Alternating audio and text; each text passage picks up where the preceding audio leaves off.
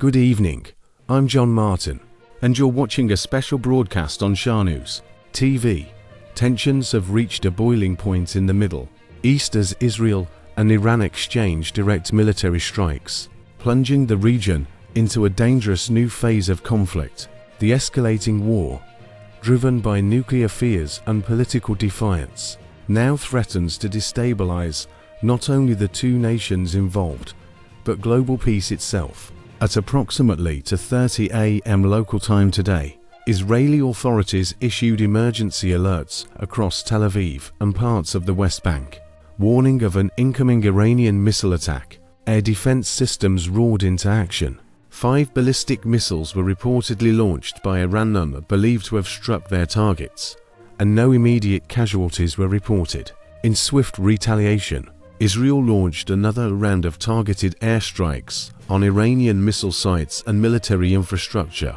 Among the targets was the Isfahan nuclear facility, one of Iran's largest. Iranian media report no radiation leaks, but in Qom, a tragic incident occurred. A building was hit, killing a 16-year-old and injuring 2 others. Over the past week, Israel has executed hundreds of strikes deep inside Iranian territory. Tehran's air defenses were severely weakened in the initial onslaught, allowing Israeli aircraft to operate with minimal resistance. Iranian retaliation, while fierce, appears to be losing strength. However, a missile did breach Israeli defenses on Thursday, hitting a southern hospital and injuring nearly 80 people. According to Iranian outlets, over 639 people have been killed and 1,326 injured due to Israeli air raids. On the other side, Iranian missile attacks have claimed 25 Israeli lives and wounded hundreds more.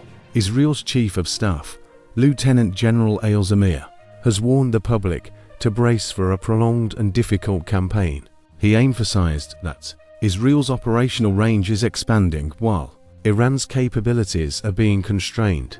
Meanwhile, Israel's Foreign Minister Gideon Sa'ar claims that the ongoing strikes have delayed Iran's ability to produce a nuclear weapon by at least 2 to 3 years. He added that Israel would continue its mission until the nuclear threat is completely neutralized. In Geneva, Iranian Foreign Minister Abbas Araghchi reaffirmed Tehran's unwillingness to resume the negotiations under military pressure.